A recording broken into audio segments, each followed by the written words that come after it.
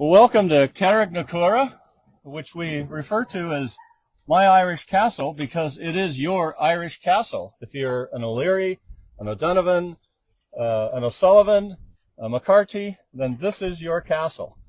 I want to welcome everybody here that's here in person and around the world on our live feed.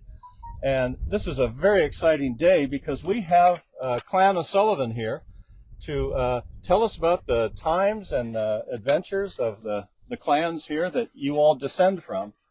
And I know they'll get to it when they're talking about it, but this castle was besieged by the O'Sullivan, the last prince, Donald Sullivan Beare, and after the Battle of Kinsale, he attacked a number of what he called loyalist castles, meaning that they had capitulated. And so he was looking for supplies for his long march to Leitrim. And he came here and they besieged it for a few days, and the O'Learys inside were saying, well, true, our leaders have been captured, but we really are on their side. So instead, they handed over the castle and joined the Long March, and that's why you see some O'Learys participating in that.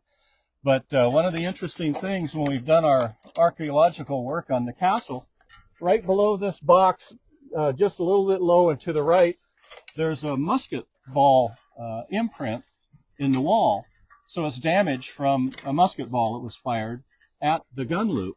So evidently somebody was exchanging fire there. And the only event we can attribute that to is the besiegement by the O'Sullivan. So that's why we're so excited to have you here and welcome. So having said that, I'll step out of the way and let you take the castle once again. Thank you very much. Thank you. We want the musket ball back. Yes. Okay. And this time without a shot being fired. So, ladies and gentlemen, thank you very, very much for joining us today. My name is Curragh Sullivan, agus Helena. And we love telling the story of 16th century Ireland, Gaelic Irish culture. And the Sullivan Beare Trail, as Tom had mentioned there, is the main focus point of all we do. We give talks like this all around the country. We give talks abroad as well, in Spain, France, Holland, Germany, Russia, believe it or not, as well. So while it is a very, very localized story, it's got roots, I suppose, and branches all over the world. And you're a fine example of that today. So before I begin, I just want to get a kind of an idea as to where everyone is from. Where are you all from? Florida. Florida. Dublin. Dublin. West Bromwich. States. Idaho. Kingston. Sorry? Kerry. Ooh. Cork. Chicago. Where? Pennsylvania. Right, very good. Mill Street, yes, we can't forget. Kingston. Well, there you are. There's the power of story. You've brought people from as far as Clonakilty, Chicago, all over the world, really, you know, to this particular place on this particular day. And everything that has achieved that, a lot of work by Tom and Patrick and everyone else involved. But I suppose none of us would be here without a story. So what I'm going to do is I'm going to share the story with you today of that period of time.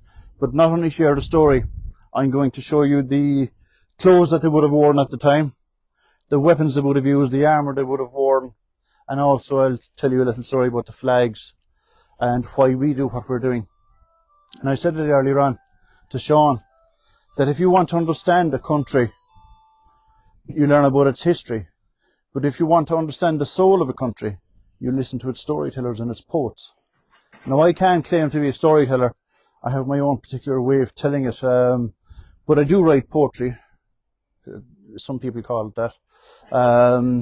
So I suppose we love to keep the whole heritage alive. So I'll begin. 16th century Ireland was a devastating time for Ireland because you had a clash of cultures. Now, what I'm saying today will not always be politically correct, but it will be historically correct. to the best of my abilities. Somebody might say to me in an hour's time, I've got new information for you, Con. That's great, because history is living, all right, and we always learn, and I'll forget more stuff than I'll ever remember. So when I talk about different leaders and I talk about different events, I'm not getting personal. I'm not condemning anyone for things that were done for 120 years ago. I'm just telling a story. And like I said, I won't politically correct it. In Munster, in particular, we had two Desmond rebellions from the 1570s right up to the 1580s, 85, 86. And as part of the Desmond rebellions, the area of Desmond, which is mainly here in Munster, was devastated. Not only were there battles, not only was there, I suppose nowadays the word genocide is thrown around quite a lot, but under any other definition of the word, what happened here during the Desmond rebellions was a genocide. We had engineered famines because they had a scorched earth policy. Excuse me, I'm going to drink a stop of water. It is water.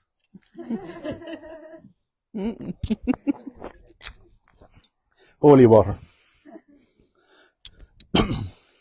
So you can imagine, after 20 years of fighting the Desmond rebellions, two of them, the devastation that was here. And not only was it an Irish versus the Queen of England, Queen Elizabeth at the time, we called her the Red Hag. We had other names for her as well, but I'm mic'd up, so can't say a word. But it was also a holy war. And even the Earl of Desmond referred to it as a holy war. And if you don't believe me, have a look at the landing at Smerwick. Have a look at the soldiers that held Carraig Castle. It was a papal landing. He landed Spanish and Italian troops at Smerwick, which is down just outside Dingle. So they were referring to it and in their documents and in their letters as a holy war as well. So imagine after all of that, and we had the Smerwick landing where Spanish and Italian troops landed. They sought terms. They didn't surrender. I must remember that. Another historian about 3 weeks ago mentioned the word that the Spanish surrendered and there was nearly war over it again. They didn't surrender. They sought terms. And unfortunately, the terms weren't held to. They were slaughtered. And that's why you have the lovely monument. It's a haunting monument. And what you've got on the monument are heads, because they beheaded the soldiers. All right? They didn't just kill them, they beheaded them, which meant that they couldn't be buried whole. So there was a lot of that kind of stuff going on as well. And the field to the left of that monument is still to this very day called the Field of Heads. So we had that happening. Then we had the siege of Carraig. And then after all of that, we had the execution of the Earl of Desmond in Tralee, just outside Tralee in the woods there. And that was the end of Desmond, really. So then we had a little thing called the 9 Years' War, which was, a lot of people refer to it as O'Neill's War, Tyrone's War, but it became a very much kind of a European war.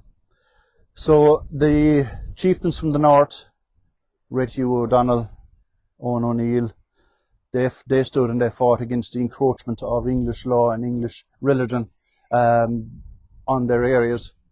And of course, the plan was that there was going to be a landing of Spanish troops, and they were supposed to land up north, whereby they would be able to join the forces of O'Neill and O'Donnell. And I suppose sometimes people criticise the chieftains down here in Munster. Why weren't we more ferocious and more determined in that 9 Year War? It's because we were after fighting a war for 20 years. And even Sullivan Beare himself was fighting a civil war, because he wasn't the original chieftain of the clan. He was too young when his father died. His uncle took over that title. So he had to fight through the courts, and he used the English system to get his title back. But that doesn't mean that everyone that was on his uncle's side said, okay, you're our new chieftain. A lot of them rebelled, and he had to take a lot of castles back. So you had a lot of that going on as well. And it wasn't always, English versus Irish. There was a lot of Irish against Irish as well.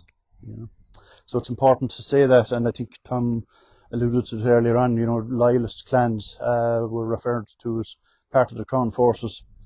So eventually, when the Spanish did land, they didn't land north, they landed in Kinsale.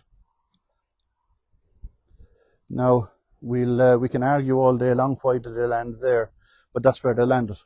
Okay. So then the change in plan, and you must remember back then they had no mobile phones. They couldn't text Sullivan Beare, will you tell O'Neill there is alongside you that we're landed in the wrong place? Can you come and help us? They had to very, very quickly come up with a new plan. And the plan was that Kinsale was going to be used as the anvil, and the hammer was going to be the Irish forces, the Gaels. And in between you would have the forces of England and the loyalist clans that were with them as well. We all know what happened at the Battle of Kinsale, and I suppose one of the major reasons we're fascinated with this period of history is because an awful lot of what you see us wearing, including the colourful clothes that I will hand around in a while, a lot of that has been forgotten about. And it was around this period of history that a lot of it was done away with. So, Battle of Kinsale was lost. The Spanish had surrendered, sought terms, we'll say. Aquila was the commander in Kinsale. And part of the terms was that not only would he surrender Kinsale, he also surrendered Dunboy, which was O'Sullivan's castle. But previous to that, O'Sullivan had sent letters to King Philip of Spain, swearing allegiance to Spain. So O'Sullivan wasn't just performing an act of rebellion, it was an act of treachery, it was an act of treason. He was not going to be taken prisoner and put in prison for a while. He was going to be hung, drawn and quartered. O'Neill, O'Donnell, they all got, what's the word I'm looking for? Terms. O'Sullivan never did. And that's why I refer to him, but not just me, a lot of other people. The last prince, he never received another pardon. He never surrendered either. After the Battle of Kinsale, O'Sullivan had to go and take back his own castle, because Aquila, as I said, the Spanish commander had surrendered it to the English forces. He had no authority to do that. And of course, Sullivan Beare wrote a letter complaining about that. So he took back his own castle. Now, in that castle, there were some Spanish soldiers as well. And he said to them, look, you can go back to Spain with the rest of your men. And the majority of them said, no, we'll stay here and continue the fight. Because they believed that O'Sullivan, who still had 1,000 soldiers, was still going to be able to perform, I suppose, quite well, which he proved that he could. The war wasn't over, because for another year after the Battle of Kinsale, Sullivan Beare continued fighting, taking castles like this and other places. I think you're going to one as well tomorrow, aren't you? What castle are you going to tomorrow? Yeah. Yeah. So he continues with that, and I suppose a lot of people, when they think of warfare and the Irish method of warfare, they think of guerrilla tactics and hit and run and all this kind of stuff. I suppose like the flying column, which is a much later thing. Excuse me. But if I was to tell you, out of the 9-year war,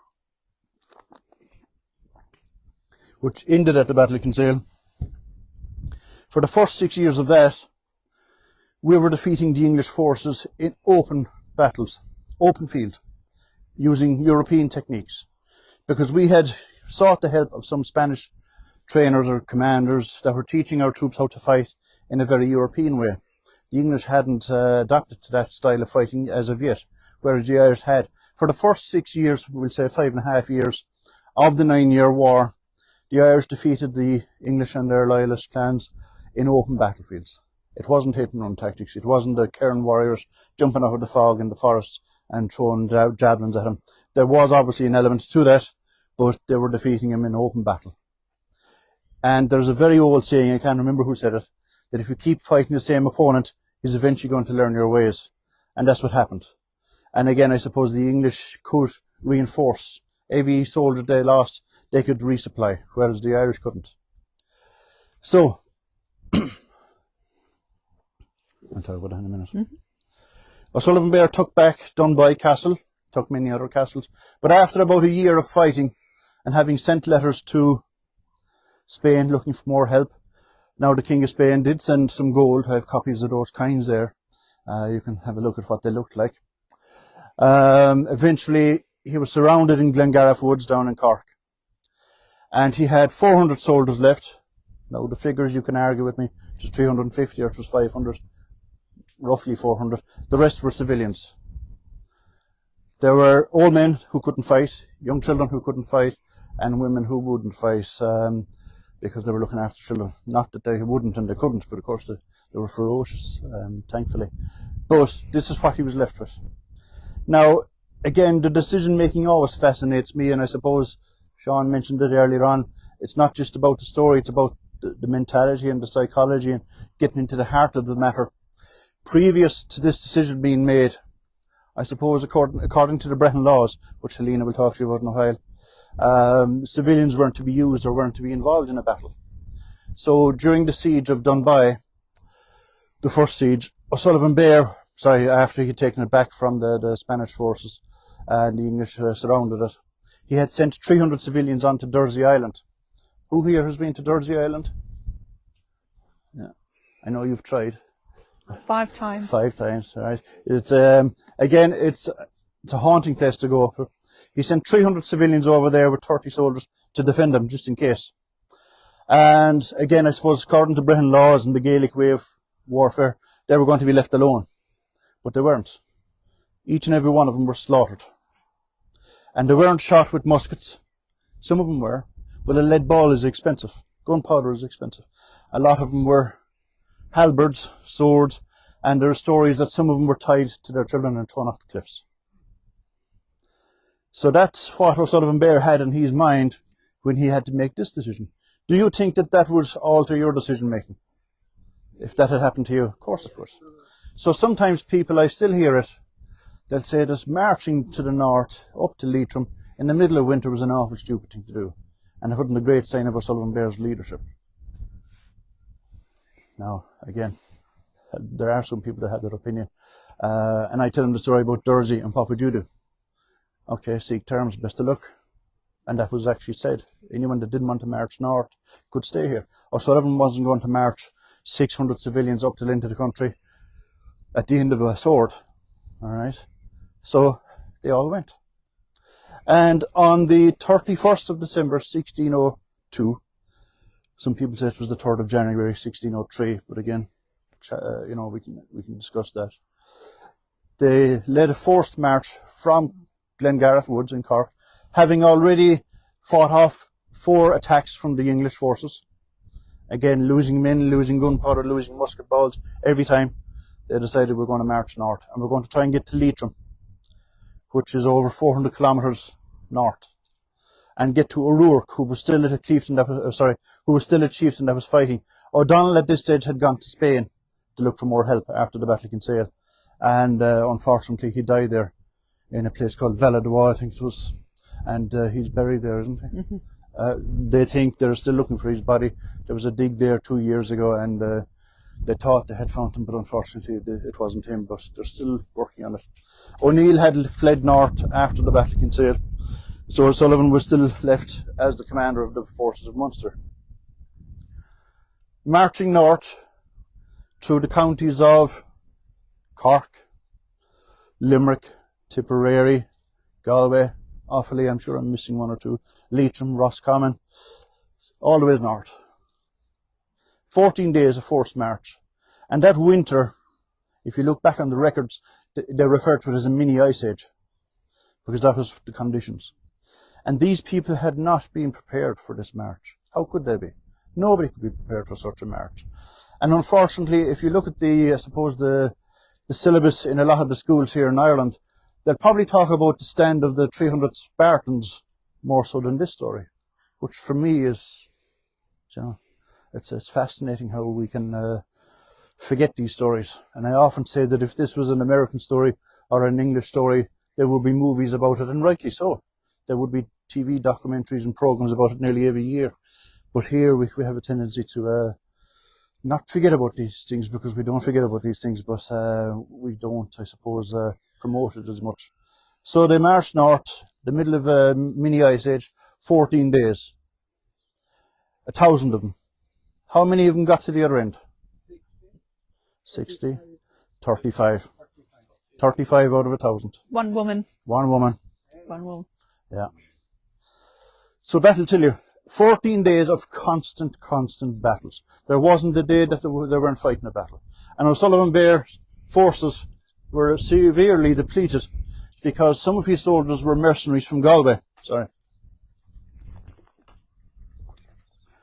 As once they got across the Shannon, they decided, right, this is as far as we're going.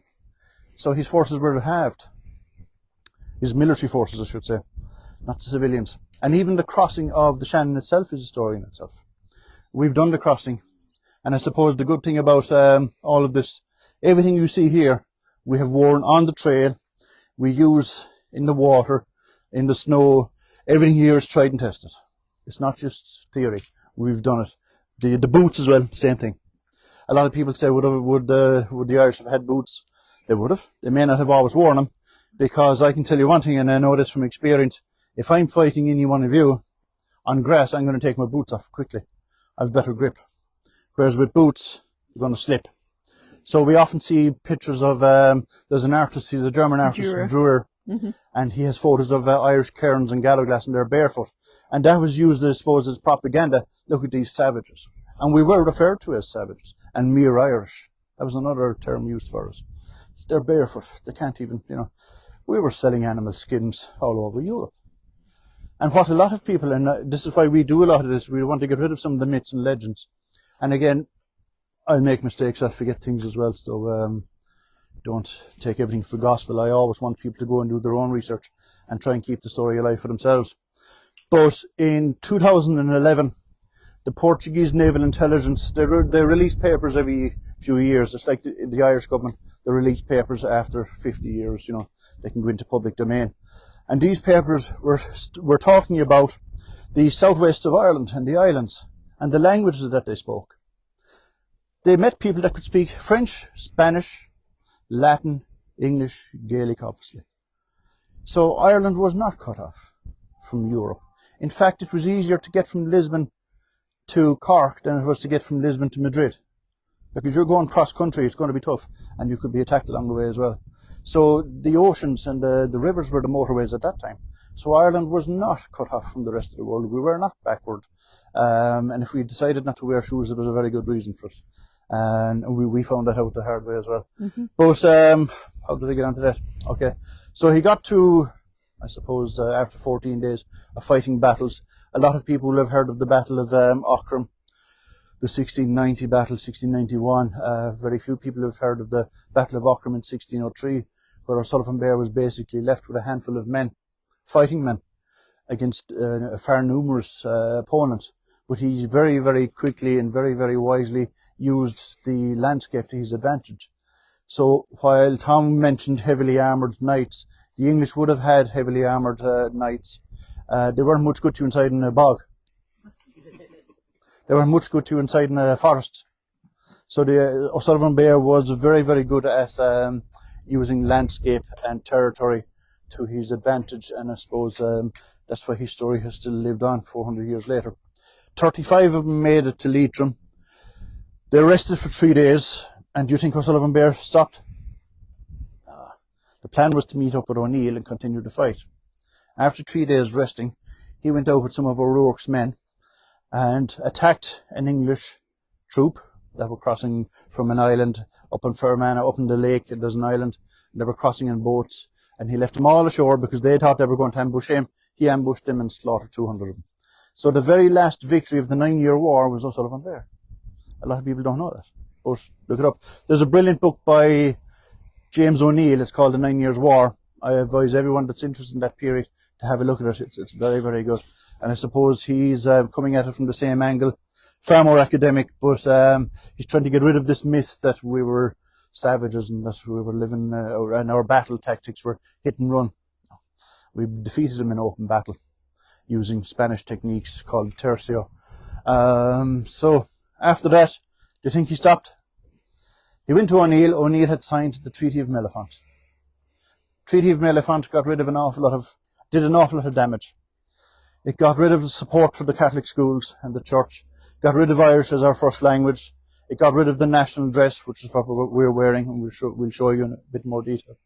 There's a few more terms there as well. Like, Brehon laws. The Brehon laws were done away with as well. So there was ferocious damage done by signing that treaty. 1603, yeah. And the last incidence of Brehon law actually being used was here in Cork in 1607. It was thrown out of a court case because they were using the English system. And they said, we don't want to know about that, that's gone. So, and if I ask a lot of people, what is the Ukrainian national dress, they can tell me. If I ask them, what's the national dress of the Cherokee clan or the Choctaw, they can tell me. If I ask them what is the national dress of Ireland, jeans. No. The national dress of Ireland was, national dress of Ireland before it was outlawed was lenas, saffron for men, white for ladies, iners or inners if you're from Donegal, short jacket. You'll see that it's very, very beautiful. I'll do more talking about that in a while. You had Killery coats like this one that is made. This was found in a bog up in Sligo, and the original is in the National Museum of Ireland in Dublin. Helena goes and studies all these things and makes them, as they would have been made back then. This is the only copy in the country. Mm-hmm. You have here a Dungiven jacket, which was again found in a bog. I'll show them to you, hand them around to you in a while. Helena's wearing her own, again, Helena makes them all, a Shinron gown, a very, very famous Irish gown for ladies. And it was found in Tipperary in a bog, and again, the original, the archaeological find is above in Dublin. You can go and have a look at it. So, went to O'Neill. O'Neill had signed a treaty. And this man has shown me his crease, which is beautiful. Again, 16th century Irish. And these were still being made up to the 1980s. And they were very fashionable in the 1980s. I remember I was about 2. Oh, yeah. So, and again, I'll tell you the story about Tanya in a minute. So the Treaty of Mellifont had been signed. What was left for Sullivan to do? He went to Spain. Because he had sworn allegiance to the King of Spain, he was a Spanish subject. Was he the first Irish to do that? No. Have you heard of the Treaty of Dingle? We were commemorating that 3 weeks ago with 30 reenactors from Spain. It was signed in 1529.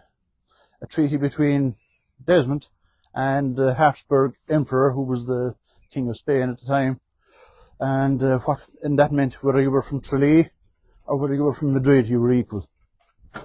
And was that the first treaty between Ireland and Europe? No. 1523.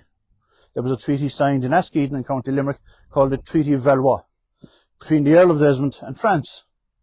And it wasn't the Earl of Desmond going to France and looking for these treaties, it was the other way around.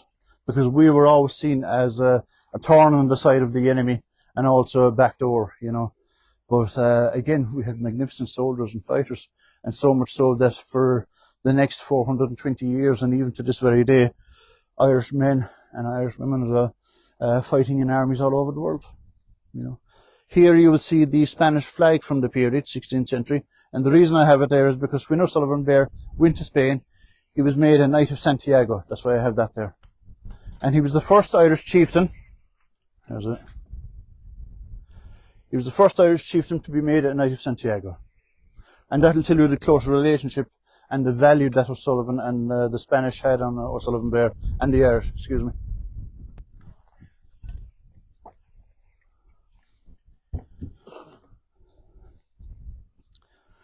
Was that the end of it?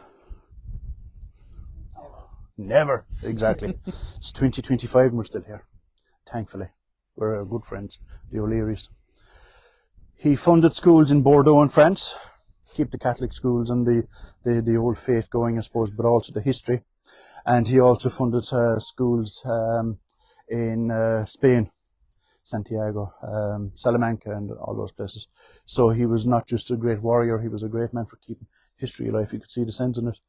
Unfortunately, in 1618, he was assassinated by a guy that I never mentioned his name because I wouldn't. A Dublin man, to make the mistake of he went to Spain, and I suppose back then if you went to Spain, you said you were Irish, you'd go to O'Sullivan, because O'Sullivan now served as part of the Spanish government, and he would sign documents to say that he knew you, or he would vouch for you, which was very important. Otherwise you'd be, you know, rambling the streets. And this Dublin guy stayed with O'Sullivan in his house. He was fed at O'Sullivan's table, but it was all a plan.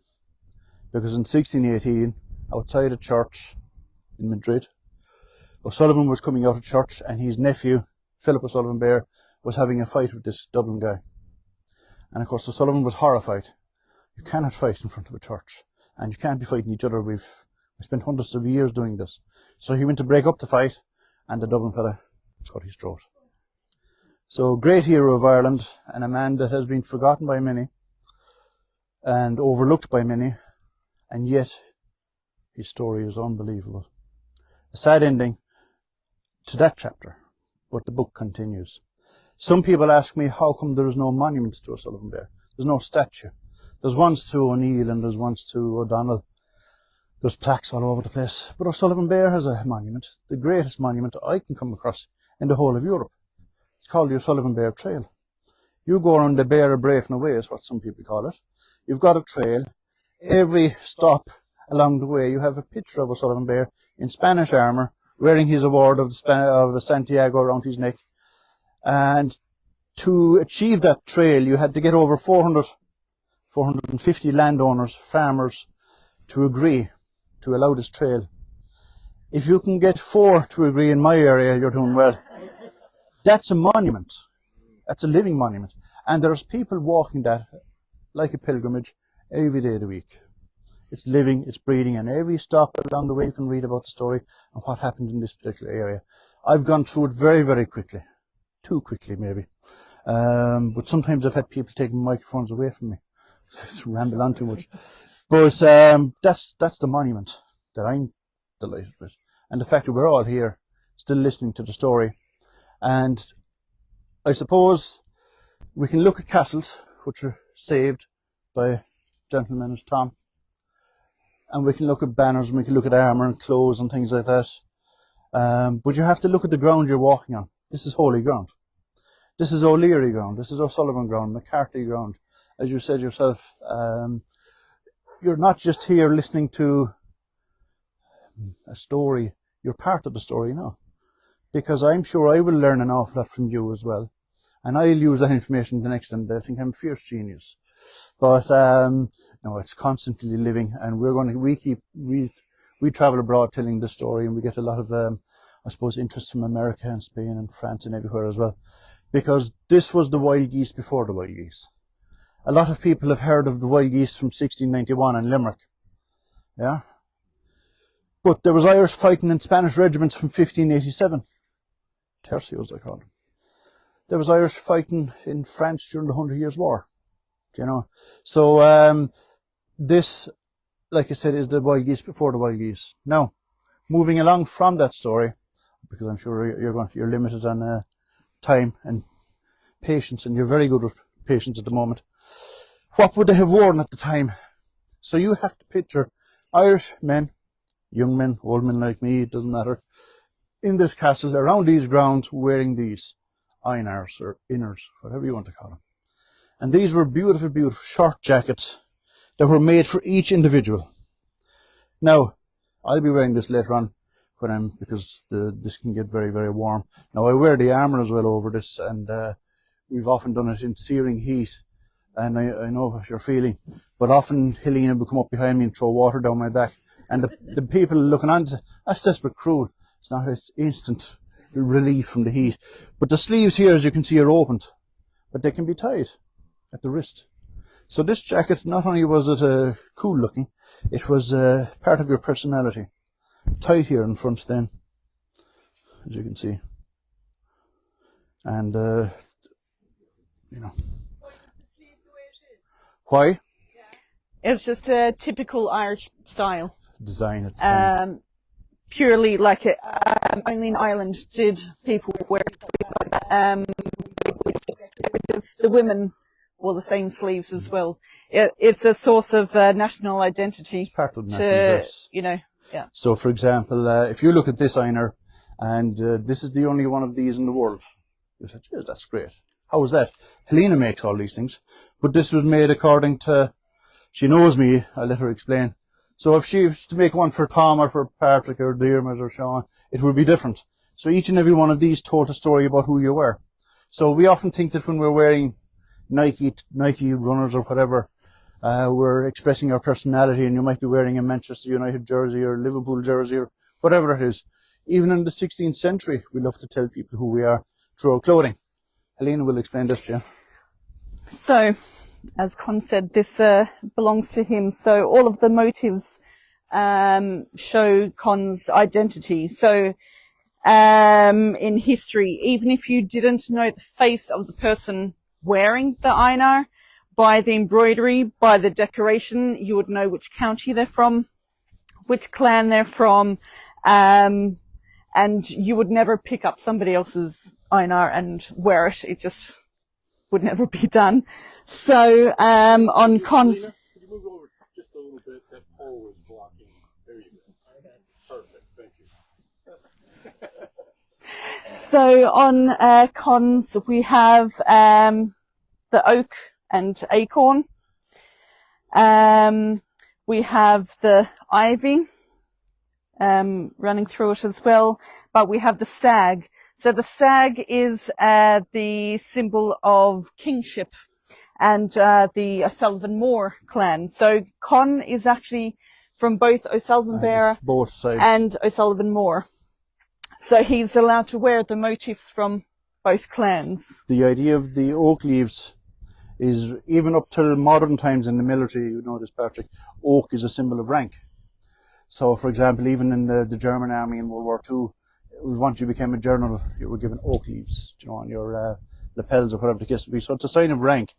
And I suppose the oaks were always seen as the king of the trees. So, as well on the sleeves then, we have an Irish hound. Curragh means the lover of hounds, so that's why he has that there. And the hair is like a very Irish. and as quick as a hare. Not when you're talking, Con. No. But it's a very iconic and a very spiritual animal within Irish history and Irish folklore as well. Hidden under the sleeve, where it belongs, is the swan. So there's the swan there. So the swan is for love, for romanticism, which Con hides so well that that's why I actually hid it underneath the sleeve. That's tucked under his sleeve, I think. So, So even then, we express ourselves through what we wore. And a lot of people think that it was a kind of an old-fashioned idea until they start calling them out there wearing a Munster jersey or Nike or Adidas. I'll hand it around if you want to have a look at it. To show you the materials that they would have used as well. just please don't try it on. That's okay. What I'm wearing here is the Lena, which is saffron. It's a long shirt. All right. Sometimes, sorry, Lena in Irish just means shirt. Yeah. Okay, so it's nothing specific. Yeah. The Lena actually would have evolved from the Iron Age, like from very tight sleeves. This is the evolution of the Lena in the 1600s. So you can hook it up as well so that it's shorter, depending on what you're doing. If you're fighting or trying to get through rivers, you can hook it up. And I suppose if you look at the Irish Army band to this very day, they wear kilts, but it is coloured in saffron.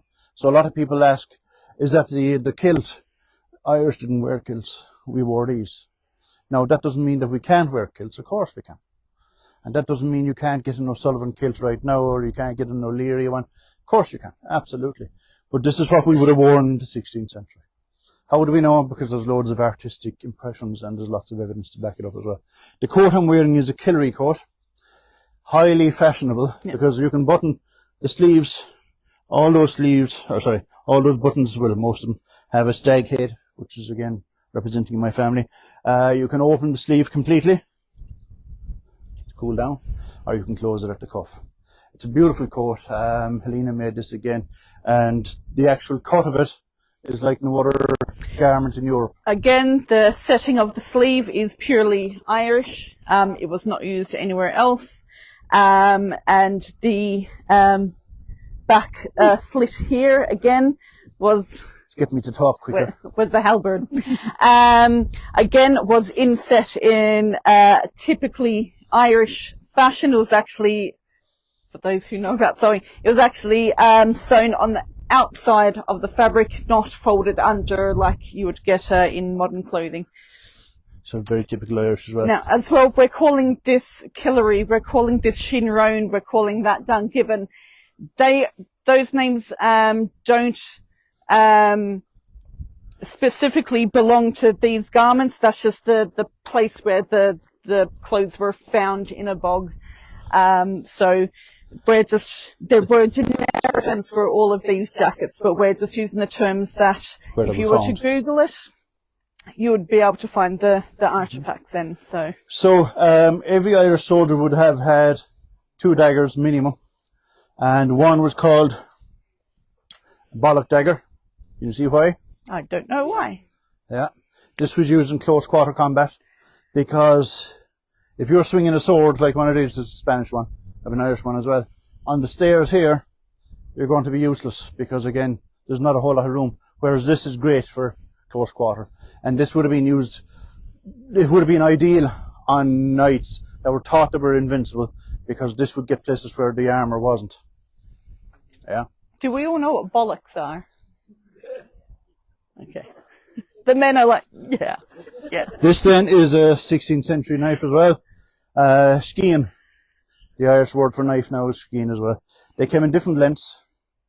Alright. The back of it was called a spine, which was blunt. That was for breaking bone or crushing branches of trees or whatever if you want to start a fire. This side of it here is lethal. I can hand that around, but not this one. It's absolutely lethal, and we use all of this stuff. So we know it works. This will actually, chainmail there. This is chainmail from that period as well. This will be worn around the neck. It's called a bishop's collar. This will actually break split links quite easily, with a bit of force behind it. So if you're wearing chainmail and you think you're getting away, I've got a weapon. You know. So it's, again, close quarter. It's ideal for that. Yeah. Right. So typical Irish sword would have been a ring pommel sword. Yeah. And you've got the quillions here, the crossguard as well, some people call them, like a mace. Different shapes. Some of them were like forks. This is one I like. Now this would have been, I mean, you could make these anywhere, but the Irish were notorious for, or famous I should say, for having this style. Because again, the circle going back to even Celtic period is very important to Irish culture. So we love to show our culture off even in our weapons. The blades would have come in from Spain, Holland, Germany. Didn't matter. We would have got blades from anywhere, but we would put on the pommel ourselves and the crossguard ourselves to make it more Irish looking. This sword is really, now all of these swords are made for me, so my wrist might be weaker than a lot of other guys and girls here. You might find these swords very light. This sword is heavy here because it's designed for chopping. This is not designed for fencing or for, that's designed for chopping. So it's front heavy. I'll hand that around in a while. This is my Spanish sword, well, one of them. And again, the Irish would have used Spanish swords. This is a blunt, again for training and things like that. You have a crossguard here to protect your hand, but also it's a weapon. Why? Box. A lot of people think this is the most dangerous part of the sword, and they forget about this and this. Alright, you get this in the bridge of the nose, that's the end of the fight. Yeah, you know. So not only will it protect your own knuckles, it'll, you know, so that's a Spanish sword from the period. Again, this here would be this is the counterbalance, the weight against this. So the balance, this is what this is for. So for example, the Irish one has a hollow, it's empty in the middle, which means there isn't as much metal there. So the weight is at this end. The heavier this end is, the lighter that end will be. So it's all balanced. Thank you. And again, I'll hand these around. This is a live Spanish blade. And again, you can see it gets really, really fancy. But again, this is a live, sharp and pointy. I'll hand it around, but what I will ask you is not to handle the blade. Not because it could cut you, but also because it's oily and it'll destroy your clothes. One thing I don't want you to do is stick it in the ground. The amount of people, I'd look at Helena and say, should I tell him not to stick it in the ground, and they'd be done. But that's a Spanish sword, blade. I'll hand that around to you in a minute as well. We have lots of things here. Halberd? Halberd, yeah. One of my favourites. How am I for time? We're good, right? Yes. So this is a halberd. This is a weapon that is still We're talking about 16th century. These would have been used here, and they're still being used to this very day. If we put these two together, maybe it might be a clue. Is there a clue? Pike, yeah. Who uses these now? Conquistadors. No, even today. A military force to this very day. Swiss Guard are using them. The Morion helmet. Now some of them have the comb on top of it. I have one of those as well. I didn't bring it with me. And the halberd. Their halberd is slightly more modern than this. Now this is the Swiss Army knife of the period because you've got a hook, you've got a spear, and you've got an axe. So I can get a horse in the chest with the axe. That's what that's for. Or I can get him with spear, and that's how they would have used it. All right. Or if he gets past me, I can hook the rider or the reins with that. So you have 3 weapons in one. And if you look at the modern halberd, it's the very same thing. It's just a little bit more pronounced Elongated. here, and this is a little bit straighter. So that's the halberd. But where did this come from? I mean, the Irish were using pikes 1798 rebellion, and there's even a famous photo of 1916 where a British soldier had found a load of pikes as well that were going to be used in close quarter combats. The Irish were famous for using pikes, but the halberd would have come from the granddad, the spat axe. This axe was used by the Gallowglass. The Gallowglass were mercenary soldiers here in Ireland that originally came from Scotland. They were our answer to the heavily armoured knights, because the Irish didn't have a tradition of having knights in chainmail and plate armour. We had a heritage of, I suppose, Gaelic warfare, which at the time would have been Cairn warriors and I suppose a lot faster light infantry, they would have called them. So we had to bring in an answer to these knights on horseback that were heavily armoured, and we brought in the Gallowglass, who were mercenaries. They were clad in chainmail like that one there. I forgot to bring my chainmail suit. In the 16th century, they would have started wearing breastplates. That's my breastplate. You can try it on later on. It's a bit rusty on the inside, so if you've got good clothes, don't. But you can feel the weight of it. That does work. They would have started wearing these this period. At the time of the siege here, this is what they would have worn. This would have been ideal for hitting the horse again in the legs or in the chest. Alright? And how sharp was this? Now, this one isn't sharp. The originals would have been sharp, and I've read the records, you can find them all. It would have been sharp as a leather worker's blade. So, like a razor, really, you know. And again, you can see you've got an axe, you've got a hook, and you've got something you can jab with as well. Now, there was a few different ways of using this. You could use it, again, like this. Let the horse hurt himself. You can swing it over your head like a helicopter blade. I won't use it because... and again, the Gallowglass warriors, they were mercenaries, but I suppose after a while, the Irish started using the same techniques, and they call themselves Gallowglass as well. And what they lived and died for was fighting.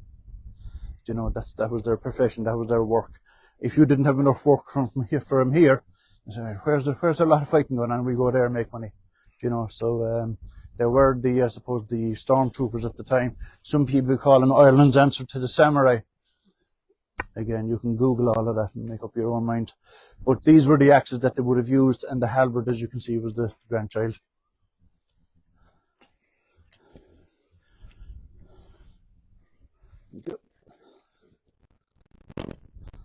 Right. I must get in a minute. I suppose, like I said earlier on, the first 6 years of the 9-Year War was the Irish were winning it using modern techniques, and a very, very simple invention helped them to do that. Sausage bag or knapsack. These would have been made out of old sails. If you're from this area or from Sullivan Beare, you would have a lot of old sails on boats that were no longer of any use. You'd make knapsacks out of them. How did this help the Irish in the battles? Because the soldier would have carried everything that he needed to fight in this. The English didn't have this. The English were still using the old system of the baggage train. So the English soldier would arrive on the battle with a musket. No, I just need to put a helmet on this or something. So here's a typical musket. This particular one isn't firing. I have ones that do fire.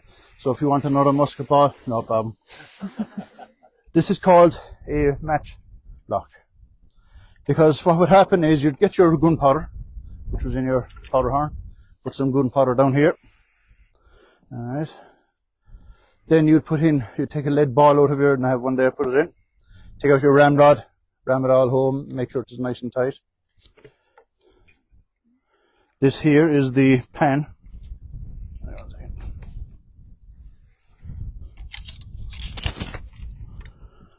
You maniac. I made that cordage. This here is a pan. You'd put a little bit of gunpowder in there. There would be a hole from the pan into the barrel. So when this gunpowder ignites, it sets off the powder in the barrel. This one does not have a hole through because it's not firing. But like I said, I have ones that do fire. Now sometimes people often hear me using language. I recognize that language. So for example, sometimes what would happen if you've got rain, alright, or a lot of wind. Sorry, no, we don't get rain in Ireland. This powder here can get wet, so it is useless to you. Alright, so you have to empty it out and clean it and put in some more powder. But if you don't actually clear the touch hole going through to the barrel, that can be clogged as well. So what happens when you fire is you get a flash here. So like when Cork beat Limerick in the hurling, that's a flash in the pan. Controversial. I got their attention now. Now you're listening. So that's what that was called, a flash in the pan. This would go off, but it wouldn't ignite the powder here because the touch hole is clogged. Alright. How was it fired? You'd have a match cord, which is a cord, I have it in here. You put it in here, which is the serpentine, in between the jaws. When you're ready to fire, open your pan, there's your trigger, bang. This will bring the match cord forward, which will be lit, and it will ignite the powder here. And every time you fired, you have to go through the same process. There you are. Now, I use the word musket because it's a kind of a generic term. They were called arquebuses or calivers. This is shorter. This is what the conquistadors would have used. It's also what the Irish would have used. It's what O'Leary's would have used. It's what Sullivan Beare was famous for using. Because these are ideal in tight corners, in forestry as well. The English musket was longer. Oops. And they often had to have a stand in front to hold the weight of it, whereas we preferred these. So these were in use from the 1540s right up. You know, the matchlock musket itself was still being used in the Battle of the Boyne in 1691. So the technology didn't change for quite some time. I need new fingerprints for the Gardaí, thanks. He fell for it. There's always one. So that's a typical caliber from the time. Matchlock, as I said, match is like a little cord. It's like a tightly woven bit of rope, basically. It would look like that, yeah. Yeah. So, how did I start talking about that? This is why, like I said to you earlier on, Sean, you can come along in another hour. I'll be still telling the story, but there's a different because I don't go from a script. How I jumped from that to this, you can hand it around there.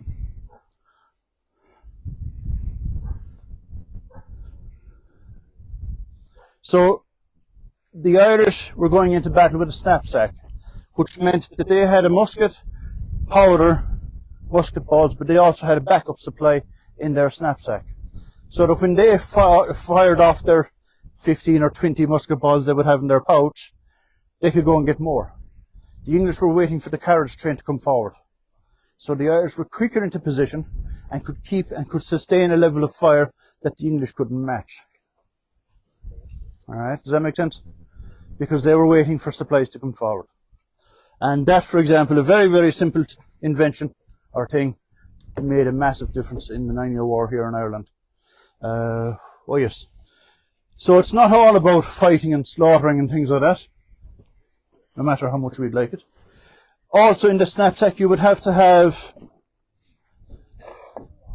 excuse me, and so we're going from a very, very big picture to an individual story. This would be what a soldier would have had. He would have a bag like this in the snapsack, pouch like that, very, very important. And the rest is yeah, stuff in there especially for you. See these? Yep, we heard it. caltrops. See, I go way home. These are things You're a guard? No. The Gardaí are using these to this very day. They call them stringers. So when there's a car that they need to stop going into, we'll say, a built-up area, they'll throw this across the street.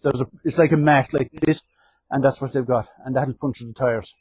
These were used from the Roman period, pre-Roman period.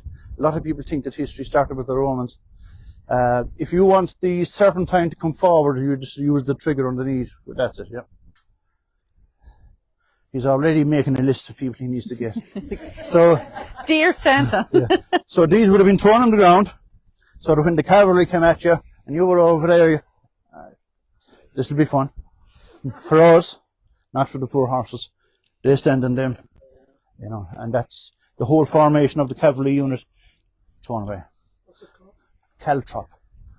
Caltrop. Yeah. Nasty piece of equipment, but they would have been in, again, soldiers would have had those. Sorry, you have a question? Yeah, it's just, I was fascinated by your musket. Would the foreign technique have involved like musket balls or just powder? Musket balls. Musket Both. balls, yeah. Both, yeah. Sorry, you would have had to have powder, and you would have had to have a musket ball as well, which I have here. So would that have involved the whole loading? Yeah. For the, You'd have to go through the whole process every time. Yeah. So how many would you fire in a minute? 3 maximum. More damage was actually done with the butt of it using like a club than it was done in the other side of it. Don't forget, people are advancing while you're loading. The enemy is still advancing, so by the Sullivan, time yeah, you sorry. have loaded a few times, the enemy is upon you. So you turn it then and just So Sullivan's, yeah. so there's a musket ball. It's not the one you and I suppose the thing with lead is a soft metal. So when it hits, it flattens out. So it might be a nice neat hole here. It's coming out up here or down there or out the back, a lot bigger. Flattens out. And these ballistics, not like the modern ballistics, won't break a bone. These will shatter a bone. So the modern ballistic, you could break a bone and put a splint in it, put a plaster on it. Back then, the bone was actually, became jelly, your arm became jelly. It was absolutely shattered. So that's why they just amputate it, and Helena has a job for you if anyone needs amputation. But that was the terrible thing about lead balls, they were soft metal. When you were on the trail, Sullivan Beare carried supplies for about 2 days. And I even have someplace. The cup. Yeah, it's there. I thought I had the greens, it's probably in the bag. The other bag. Yeah. So they had supplies for about 2 days. After that, they had to forage and hunt or steal or whatever the case may be. If you killed a rabbit, would you eat it raw? No, you try and cook it. If you caught a fish, you try and cook it as well. How would you start your fire? Again, all of these people were very, very practical. There was no shops to go to. Everything they would have learned from childhood on and up. So we call it bushcraft nowadays. When we're on the trail, the Sullivan Beare Trail, every year we do it. We use this kind of stuff. We know how it works, and if it doesn't work, you would get some moss, or you can get some. It's a kind of like a moss that grows on the elm tree. It's called the Old man's beard. That's what I call it. So if you want to start the fire, you get some old man's beard, not real old man's beard. You know. Old man's beard doesn't actually take a This does spark. not come off. We've tried. And it doesn't take a spark either. You put your flint on top and your striker and you get a spark. Now, if you want cooked food, that's what you have to do. If you want to eat food raw, you don't need to know about this. But to get a spark, takes a while, and sometimes you might have to turn it around. Oops. Yeah. So. We'll see if we're going to have salad or spuds. Now, just talking about the moss here, not only will it start the fire for you, it's actually part of your first aid kit as well. So moss is highly absorbent. So if you were to cut yourself, you'd get the moss, put a load of it over the cut and then bandage it up. It's absorbent. It's kills bacteria and everything. Yeah. So very, very useful. we all keep some of that with us. So in that pouch you would have your fire making ability. Again, that meant whether you were going to have hot food or cold food, but it also meant if you needed to make your own lead balls, because you couldn't be relying on, we all know what officers are like. Who here was in the military? Yeah, we all know what officers are like, yeah? Yeah, of course we'll look after you, we've got you. You're left to fend for yourself. And so were these. So when you needed a new supply of lead balls, you had to make it yourself. So you have started your fire, who's got the flint? Yeah, so he's got the fire going. There's your lump of lead that you see off a local church. It did get up from the ground. Yeah, you dig it up from the ground. Put that into your pan. It'll melt. You pour it into your mould, which is here. Steady hand. Alright. Let it cool. Open. There's your lead ball. That's what they made their lead balls. Excuse me, our archaeologists found on the south side an unfinished lead ball that had been made with the Cast. trim. That's it, yeah. And a piece of that ingot, which was left outside, and so we're trying to speculate why somebody would be in the middle of making Oh, yeah. musket balls In a and rush. leave them and abandon them. Yep. In a rush to get out. We speculated maybe he looked up and here comes a soldier. Yeah. Yeah. What can I say? I'm back to collect. So, as you can see, everything that you needed was in your... Well, now we know they have lead here too, Con. Yeah, we know you've lead as well. What's this? Anyone play cricket? This has got nothing to do with cricket. This is a grenade. Right? Uh-huh. And these would have been famously used if you were on top of a castle, drop it over, or if you were behind a wall, you drop it over and the guys that were coming against you. You could have filled these with any metal you wanted to.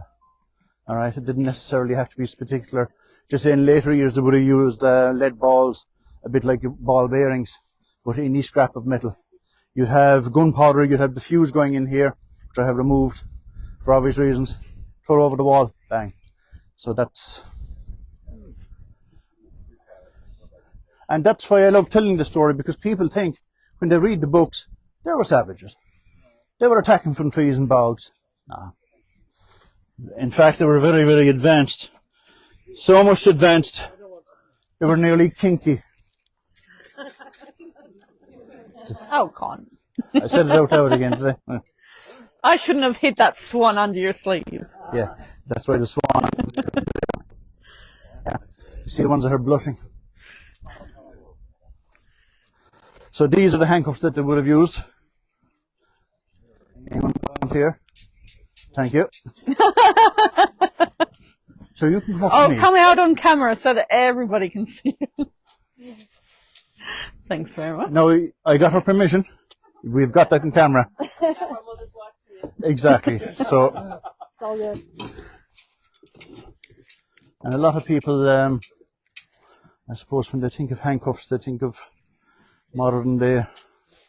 These would be 16th century ones. Anyway. Oh. And there's a river over there. I have no key. No. Yeah, it's pretty tough. Hang on, I've really small wrists. Ruined it. Ruined it. Ruined it. You're no magician's assistant. Do you have the other one now as well? Yeah. How about the room? Yeah. Perfect. Thanks for the small wrists, Mum. Very handy. Thank you. Hand them around. I won't hand it on the key. I have to find it. Left it someplace. Excuse me. Yeah. A hand grenade. That seems like a lot of work for one usage. Would it have been reused or?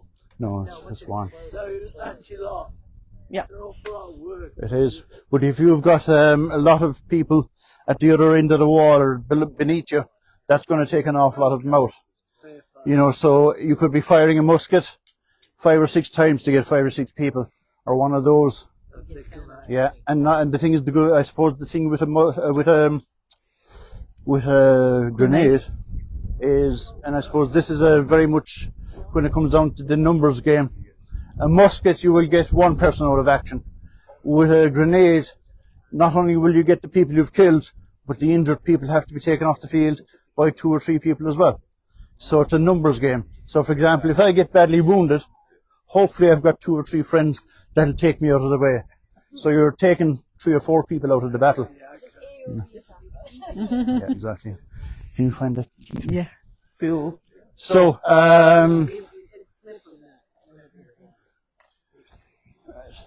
this jacket I didn't show him. Actually, while Helena's getting that jacket, I'll show you this. Now, I suppose it would have been not heavy soldier would have had one of these, but some of them would. Chieftains would. And If you had the money. if you had the money, this would be your cutlery. And again, for most of them, it would have been their skiing. And there's a sample of cutlery from the 16th century. Yeah. So this is for picking your nose. This is for your medicine. And this is if you don't take your medicine. I can't hand that around, it's quite sharp, but that would be... Yeah. Yeah, I got those made by a blacksmith friend of mine. So this is the Dungiven jacket. Coat, whatever you want to call it. As you can see, lots of buttons on it. And rather comfortable and beautifully made. Again, this is based on an archaeological find up the country. And the original is above in the National Museum of Ireland. And again, like everything that we have here, it's tried and tested, you know. So I'll hand that around as well. There is.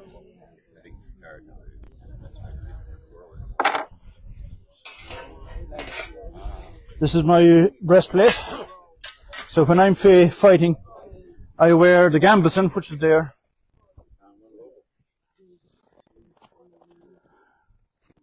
So this is a gambeson, a padded jacket. You would wear that, then you would wear a suit of chainmail like this, which I didn't bring with me, but that'll give you an idea of what it's like. And then this on top.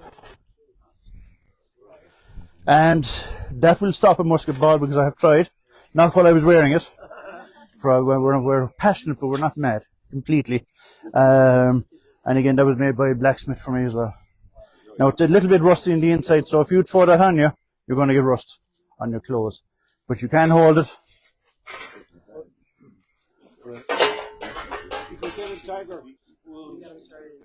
Yeah, oh yeah. That's why you would wear chainmail underneath it as well. There's a bit of color. So I would wear that, but I would also wear a full suit with down below my knee. Now there's a bit of oil in that, so don't go.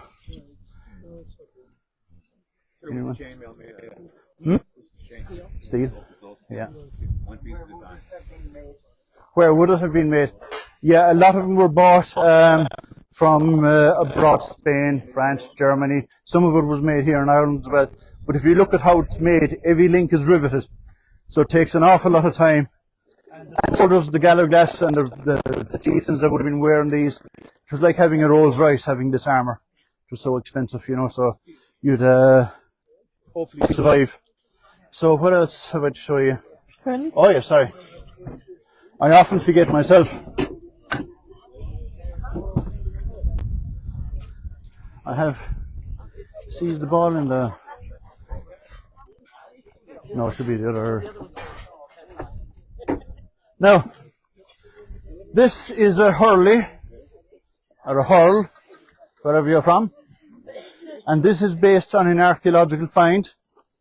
Alright. The original is above in the National Museum of Ireland again. There's quite a few of them. Found in a bog. I got Mar hurleys from Wexford of all places to go up, take measurements and make me one. And there's one. And when they carbon dated it, they could get as close as between 1560 to 1620. So I love to think that our Sullivan Beare as a young lad would have been using one of these, and the Learys would have been using these hurleys as well. And if you look at this design, even there's photographs of Michael Collins with a hurley, and the design wasn't too much different. Now a lot of people say it is very thick. How are you going to lift the ball with it? It was ground. And there's an example. There's an example of the ball would have been made of wood or hair. So if you don't have wood, you better have hair. And that's the size of them. And I wrote an article about this on our Facebook page and so on and so forth. And a Scottish gentleman got in touch with me. And he said, Con, have you heard about the Gallowglass grave above in Donegal? I said, I have, yeah. Have you seen the slabstone, the headstone? He said, I have. He said, I'll make you that early. And there it is. So he made one based on that. And that's above him, the headstone above him, Donegal. You can Google it. Gallo glass headstone. It's got a sword like that and a hurley like that. So it's not all warfare. It's not all doom and gloom. A lot of it is, unfortunately. But he then sent me over a shinty ball. That's a modern shinty ball. And this is the shinty sticks that they use. So the headstone above in Donegal and the shinty sticks today, you know, very, very little difference. Yeah. Sorry, our son used to play shinty. There you are, there's the shinty ball. And there's the Irish ball alongside it. Is it a wood that they're made from elm? It would be elm, it would have been ash. Elm or ash, yeah. Ash was ideal. I have a lovely bee. Everywhere I go, there's a bee. So there's a 16th century Irish ball. It would have been made of wood or hair. And there's a modern shinty ball.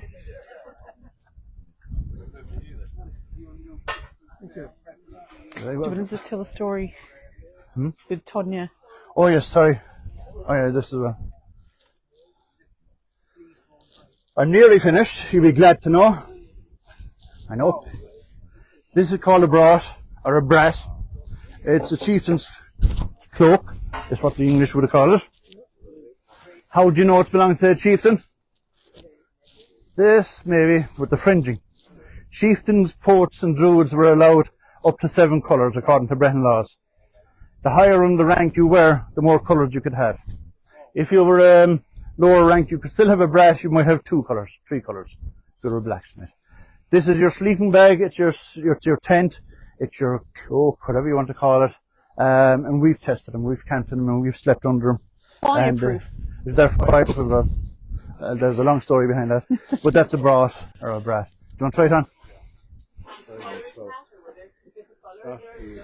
Some places they would have, sorry, I should have put it on here.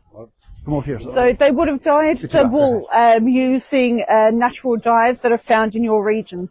So as I was saying earlier with the jackets and the embroidery, that you would be known before your face was recognised.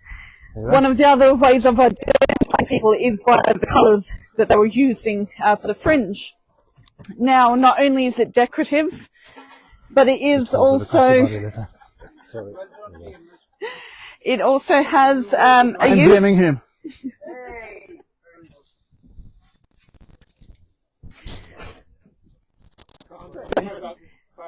That's perfect. The practical use for the fringing is if it's raining, you put the brat up like this, and the fringing funnels all the water away from your clothes. Yeah, exactly.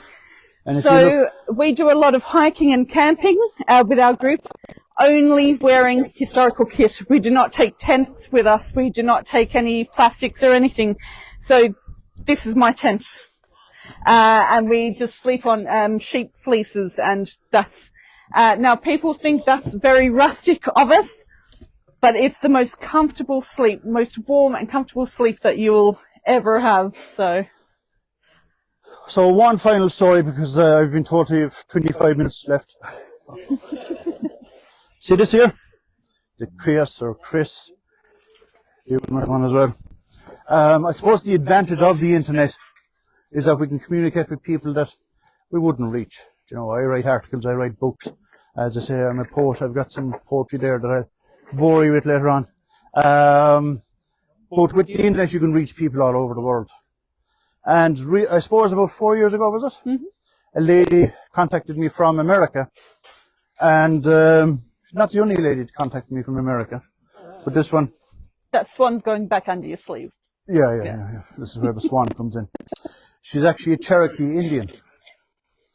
So she was, because she had seen an article that I had written in the newspaper, Tipperary, something like that. And I called it the Sullivan Beare Trail Ireland Trail of Tears. We've all heard of the Native American Trail of Tears. And if I ask most Irish people, have you heard of the Trail of Tears? Oh, yeah, it's terrible. What about the Irish one? What? No idea. So this lady saw the heading and she said, right, I better get in touch with this chancer. So she saw the heading and she said he might be safe enough to send an email to her. She chanced her arm and we started talking, and I said, yeah, look, I says, a lot of people don't know about this story. So we like to promote it, and we like to tell people not to forget it, because when I'm gone, and you know, if I haven't inspired somebody here, or if I haven't inspired some younger generation that have been at our other events, I have failed. So hopefully not. So I spoke to this lady, her name is Tanya. She doesn't mind me using her name or telling the story, because she did some looking into her own heritage. And the Cherokees are not a tribe, they're a clan. You have the Choctaws, you have the Apaches, all the rest, they all call themselves tribes. Cherokees call themselves a clan. Interesting, isn't it? Yeah. So then she did some more research and she found out she's no Sullivan. I wasn't involved, but somebody was involved. And before I finished, we were doing a Zoom call. Helena was there. And I think Helena stood up, and of course the camera caught her, Chris. And she said, hold on, I've got one of those that my grandmother gave me. So while it is a very, very local and small story in comparison to the, I suppose, the Hollywood and I mean, like I said, the Spartans 300 and you know, the retreat of Braveheart and all these kind of things. It was, and it has a reach that reaches all over the world. It's a story of defiance, it's a story of survival, it's a story of Gaelic pride, it's a story of Gaelic people coming together, Learys, Sullivans, Grady's and so on. There's thousands of us out there. Millions, I think, at this stage. And I suppose the good thing about the internet is that you can reach further. So I would like to thank each and every one of you for your... Have I forgotten anything else? No. No. All right. Oh yeah, sorry. This is your Sullivan Beare banner, and I said to Sean earlier on, because the Sullivan, the stag is the Sullivan moor. This is the Sullivan Beare, and I said to Sean, unless I'm proven wrong, this is the first time the Sullivan Beare banner has flown here in 420 years, and I know for a fact. And that's thanks to all of you. That's thanks to you for inviting me. But I know for a fact this is the first Irish person and Irish woman, Gaelic, that have worn these clothes on this site, unless Tom has worn these in over 420 years. So it's a magnificent, rich story, as you can see. There's Spain involved, there's France involved, there's America involved, there's England involved, Scotland, Wales, even Cork. It's in some small way. Yeah. So that's a great international story. point. I want to make sure we don't forget something at this juncture with the Sullivan Beare's banner here.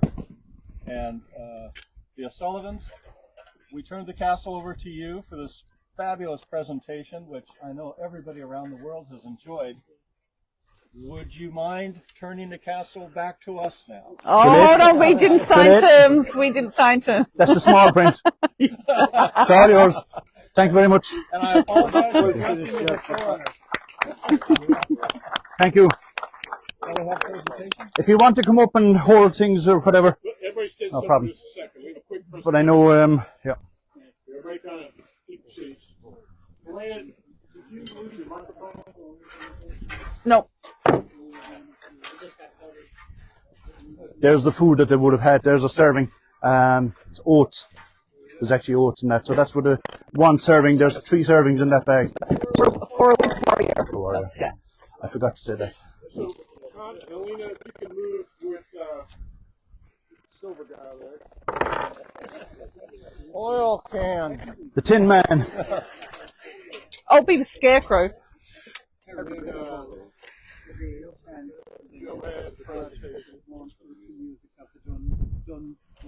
Is he going to sing? Yes. Probably will. If I only had a heart. So we have a presentation, and the presentation was actually acquired by the gentleman at the castle here. Can we move in a little bit? All right, I'm never in the right place at the right time. Tom bought this beautiful picture at an auction, but I think the relevance is that there's a quotation from the old woman of Beare, and Cliff will read this. That's right. It's beautiful and white they come, herons and gulls. The bay chants to them, not mournful the music of the dun grouse out of the russet heather. Yeah. And that's from the old woman of Beare, circa 1750, 80. Oh. That's It's one going verse. home to Beare That's beautiful. with all our thanks Thank you very much. appreciation of It's gorgeous. Thank you very much. a wonderful Everyone. presentation. I think we've never had such an informative speakers and beautifully dressed. And earlier on today, we were talking about another two connections with Beare. And one of them is that you were talking about the living link of the Beare Greenway. Mm-hmm.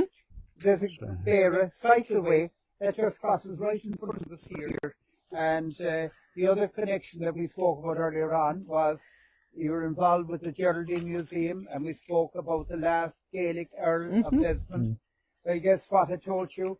That in, was it 1575 or 1580, when he was on the run, the last place he was sheltered was from the O'Learys of Carraig na Curragh, and up over the village. I wrote a little article about the cave called Gaelic on Iarla, the Earl's Cave.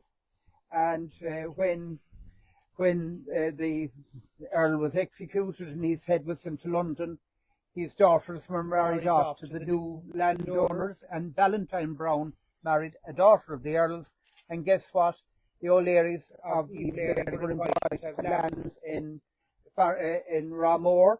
So that's why the O'Learys in Killarney and Tralee are there today of that connection. But this was the last safe haven he had for about 2 months. So his countess was probably here at the castle, and he was residing up in the Ravan in Ballyconnear. So, Do you know what her name was? Elder, isn't it? Yeah. There's a wonderful that writer, Anne Chambers. You've That's probably right, got her. brilliant, She's yeah. written a wonderful Yeah. book, and She that's has, where yeah. I got the dates for Yeah. that. That's right. But yeah. we grew up with the story about Ballyconnear, and Brilliant. it's all coming Full back circle, home. isn't it? It's coming Full circle, yeah. But we're all kind of connected to Yeah. one another. Thank you very much, ladies and gentlemen. And here's the one Thank you more. very much. And I think this is wonderful on him, isn't it? This garment, you. I think he wants to keep it. Yeah. To be handy for Cretan's Hotel when you get home. Beautiful, isn't it? Yeah. We have an O'Leary clan commemorative coin with the motto both in Gaelic and in English, and on the reverse is the Carraig Castle. Beautiful. So we would like you to accept. Thank you very one of much. those. Thank you very much. You for today. Beautiful. And Helena, Jeez, we have one for you. It's Also. gorgeous. thank you. Very humbly accept that. Thank you very Thank much. you very much. Thank you. And Joe, Thank you. do you want to give a shout out maybe to your girlfriend in Indianapolis, Jane? Woo! Jane and Don are with us this evening on the media, and they were the Lord and Lady of Carraig na Curragh for their wedding anniversary a few years ago. So they sat here with White Rod of Carraig na Curragh, and this evening we think of you and your family. And Don has been one of our most critical O'Learys. He likes to keep the quality of these meetings top class. So this evening we remember Don, and we give send our love to both of you. And you are remembered here, but we had such a wonderful afternoon. How could we not forget you? Thank you. Slán go fóill. Yeah, Slán go fóill. That's right. Thanks. Thank you very much. Thank you. Thank you. And your work is just amazing. Thank you very much. Because I want to get a picture. All right. Which we could get all the cannon in. Now everybody get up. We're Okay. going to head over in Here that we are. direction where the Yeah. shields are. Okay, And all right. Arena and Don, don't forget your head microphone.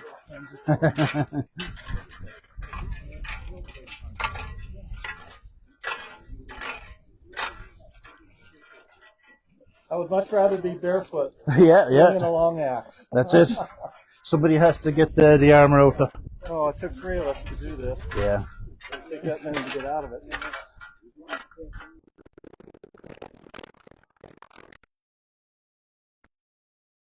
From the production company that did Vikings, Right. and I have a bunch of halberds and spears and all that. Failed to bring them out, but they're over there. Beautiful. Beautiful. But, The red jacket.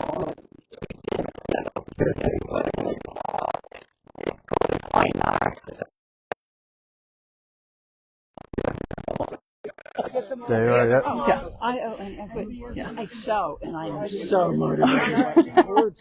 I make a lot of the kit for the group, and if it's from an era that the sewing machine does not exist, I will not use a sewing machine on. It's all hand stitched. I know. Really used to it. Because I sew, I was thinking of teaching. Blocking people, sorry. You should go from well done, John. How about it? Thank you. I think that's Oh, yeah. They were very proud of their... You're stopping with us to see if you put stuff ready, so I'll show you some good things. Dermot has on. Right, are you happy? That's called a brat, B-R-A-T. And the modern word flag comes from the Irish word brat. Because originally it would have been just a rectangular piece of fabric with the fringing on it. So, yeah. I got you something for you, honey. You hold that. Bear with us. Oh, yes. Bear with us. The feed is still running, so you guys still have hot mics. So. I'm not swearing, I'm being good. It's very difficult. Okay.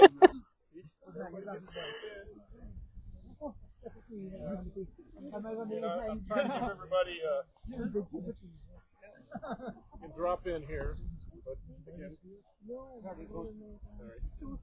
okay, so we got all the shields handed out. Okay. Come on, chieftain. Take your. You are. I told you you were the chieftain. John, do you want to get on one of the ends or something? I might have to adjust my light a little bit so reflecting. I put my hands up. I told him to take it over to my view. That's fantastic. Let me see. Get a little wide, but that'll work. All right, everybody look. I'm going to take a whole bunch, so nobody goes on and off here. While we take these, let's see how we did here. Okay, hang on. It's not a beach. We're going to try to get more of the castle in.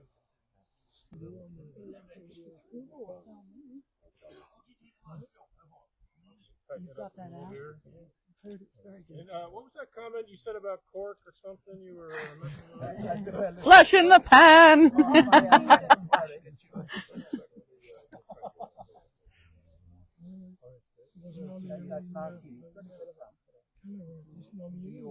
No, he bought that one. I wanted him to put mine up, but he put his own up. You wanted to smile? I'm going to jump in real quick. No, I hired him to set up mine, and he set up his own instead. Great. That's fine. We were lucky because it was raining before we came over. Been really good here all. That was a fantastic presentation. That was.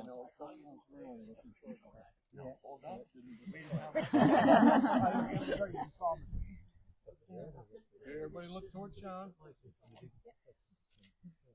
And nearly there. Thank you, Sean Bradley from Ministry. I'm going to do a selfie.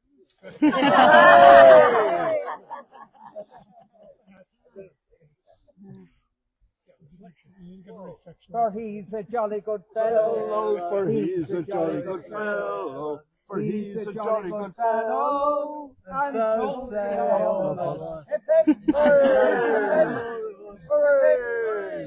Okay, so it's time to head back, right? It is time to head back. All right, now I'll take my microphone back. I was watching some of the comments. They said it was loud and clear. So now let me go shut it down. Congratulations.